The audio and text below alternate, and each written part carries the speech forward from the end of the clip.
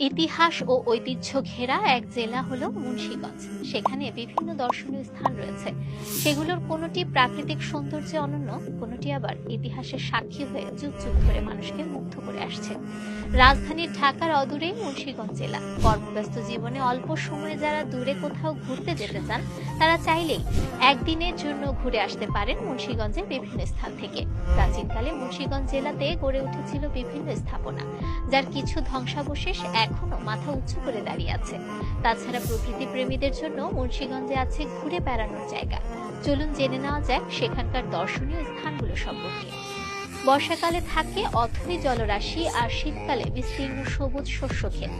এই ঋতুতে দুই রূপে থাকা দেশের সবচেয়ে বড় ও প্রাচীন বিলের নাম আড়িয়াল বিল।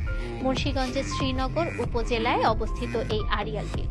বর্ষায় এই জলাভূমি নয়নাভিরাম রূপ ধারণ করে।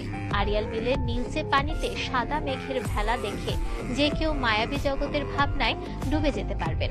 সবুজে ঘেরা বিলের স্বচ্ছ পানিতে মাথা চারা দেয় হাজারো শাপলা, কচুরিপানার ফুল।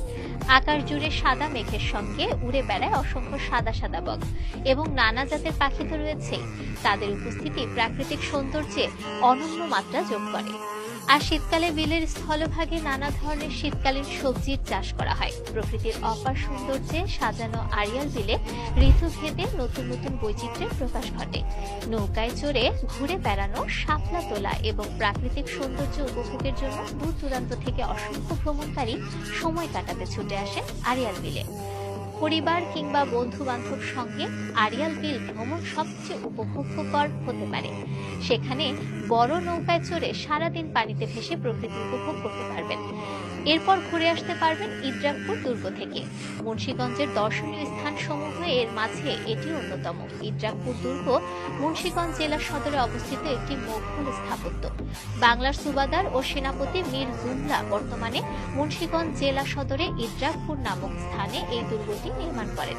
দুর্গটি প্রায় 700 বছর আগে 1610 সালে নির্মাণ করা হয়। তৎকালীন মগ, জলদস্যু ও পর্তুগিজ আক্রমণের হাত থেকে ঢাকা ও নারায়ণগঞ্জ সহ সমগ্র এলাকাকে রক্ষা করার জন্য এই দুর্গটি নির্মিত হয়।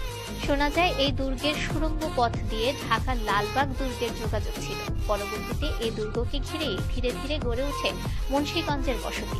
সুউচ্চ প্রাচীর বিশিষ্ট এই দুর্গের প্রত্যেক কোণায় রয়েছে একটি বৃত্তাকার বেষ্টনী। দূর থেকে শত্রুর চলাচল পর্যবেক্ষণের জন্য এই দুর্গের যথেষ্ট ব্যবস্থা ছিল।